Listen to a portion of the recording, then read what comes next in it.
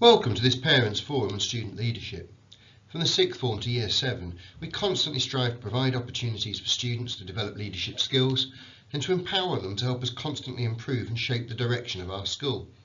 This forum will take you through key opportunities, showcasing how what students do and say is at the heart of what we do day in and day out. Sixth form student leadership starts with the prefect roles. Every year we receive a number of applications and a rigorous formal process takes place, which prepares students for the real world of job applications.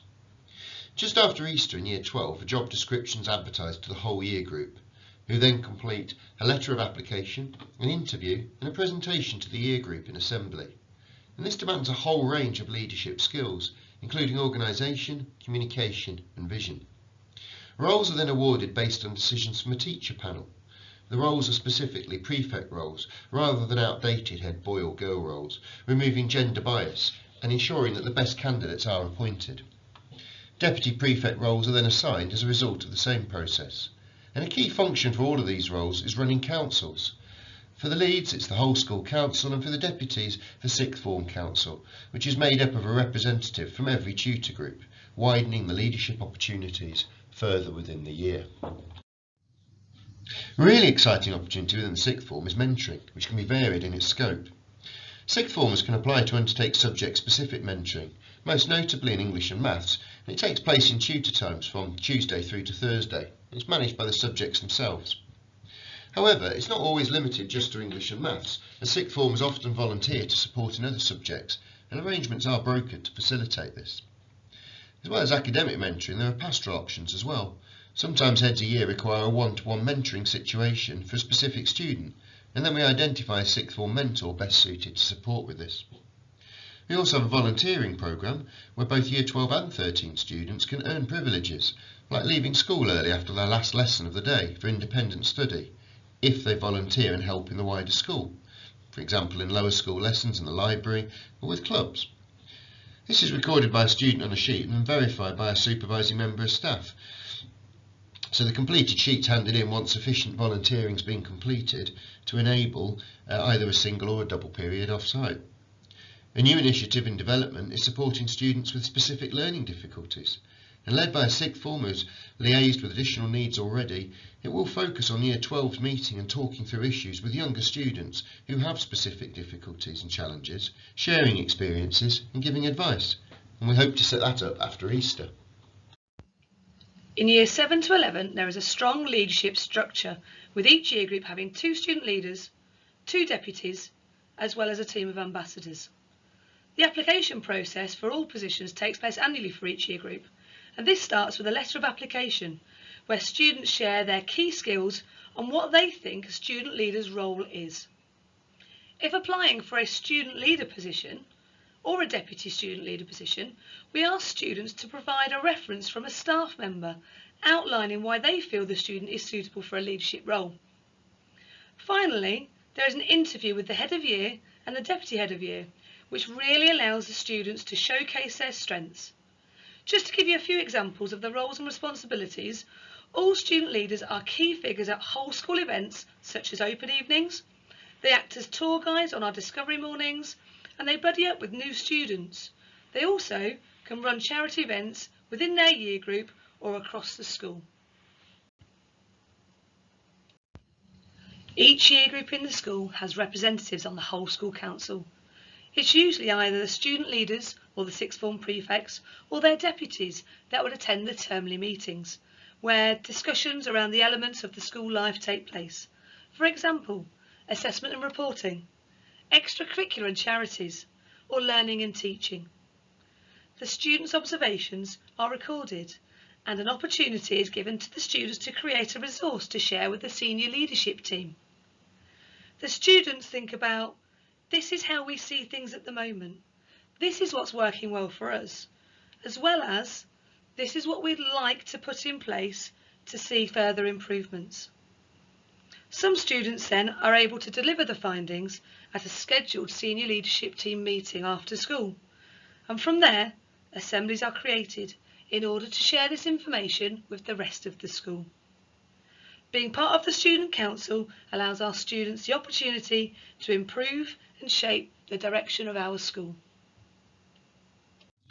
This year has seen significant developments in the scope of seeking student voice. We've done this for a number of years through student surveys and increasingly look to embed space within our tutorial curriculum to carry these out.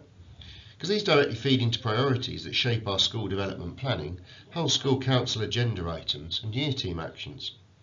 Subjects have also been carrying out student voice successfully for a while now, with PE and art in particular using it to shape and adapt their curriculum routinely to ensure that it's as effective as it can be. Senior and subject leads also incorporate student voice as part of our routine learning walks, asking groups of students to share their experiences and knowledge gained so we can evaluate how strong these curriculum are. A new addition this year has been year teams working with 2 groups each half term across all years to seek their views on a whole range of topics: behaviour, lesson structure and design, what makes effective teaching, as well as identifying key concepts that are either well embedded or may need some further work. Discussions have covered diverse areas such as the prevent agenda, county lines and kindness to make sure our students' knowledge of the wider world is as up to date as it can be. It's been really encouraging to hear students talk about how there are fewer instances of unkind behaviour and low-level disruption within lessons, which has been reinforced through external visits. However, where this may still occur, their observations are insightful and valuable in shaping year team approaches. The threads identified here are directly fed into our whole school priorities. As COVID restrictions have diminished, we've been able to open up the school more as requested from within these groups. The tutorial curriculum has been designed to foreground important topics, such as the ones already mentioned, and our whole staff training is currently focusing on reducing cognitive load in lessons to maximise performance, and the student voice here on how to get the most from double lessons has been really instructive.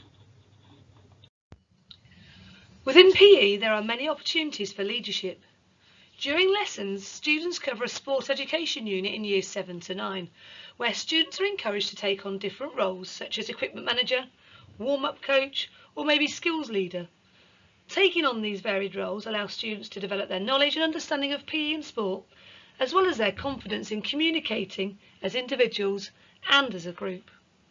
In years 10 to 13, students may work with primary age pupils who are attending events that are hosted at our school, where they take on the role of the coach and the official, supporting the youngsters to develop their skills and knowledge in a variety of sports. We also run intra-school competitions such as Sports Day, where students not only take part, but can act as officials across many disciplines, contributing to the smooth running of these whole school events. During extracurricular activities or fixtures representing the school, our students may lead a warm-up, they may captain their team, or write a review of the club or the match that they've taken part in. Anyone in any year can volunteer to be a student librarian. Currently we have 50 names on the weekly rota and a waiting list of about 5. When a slot on the rota becomes available, the student is placed on it within a small team of students and with a more experienced student tasked with training them. Students commit to it enthusiastically, and when they're trained and confident with duties in the office and in the library, they receive a librarian badge, and these are really meaningful because they've been earned. More experienced student librarians can lead on special projects, such as book promotions or events, and student librarians are expected to work their weekly shift on the rota to support these special events and to attend termly staff meetings training. They also get first option to read new books and various treats throughout the year. A very established part of the weekly routine in the library is the role of the sixth form reading mentors, and the difference their encouragement is making to those who need reading intervention during our sessions and registration is very significant. The contribution student librarians make to the library and the school community continues to be outstanding. We can only run the library to the standard we do because of their continuing enthusiasm, hard work and great ideas. There's a common misunderstanding that it's only big readers that volunteer to work in the library. It's just not the case. Creative students have made a fantastic contribution to the displays, for example. Many students enjoy learning to use the equipment and being trusted to use the computer system to help their fellow students. We discuss the importance of customer service, politeness, tidiness and teamwork. And students are praised for demonstrating and working on these skills which they can take with them into the world of work, whatever their interests. There's a real sense of fulfilment, ownership and community that the students are fostering by helping in the library. Leadership sees students taking initiatives with global issues as well. The Eco Club has 9 to 10 members from Year 7 and 8. Its purpose is to become eco-friendlier. All of the members have a passion to help make our school eco-friendlier. It consists of a board which includes an eco board head, a deputy head, communications officer and the board designer. And this year we're aiming towards the Eco School Bronze Award. In order to achieve this, the school will need to establish an eco committee, carry out an environmental review and complete an action plan. And we wish them every success as we continually look for ways to protect our environment. So that concludes this Parents Forum. Thank you for listening. Please encourage your child to take advantage of the many varied opportunities available, and they too could really influence how we best achieve our mission to produce well-rounded individuals equipped with the knowledge and skills that they need to lead happy, meaningful lives within society.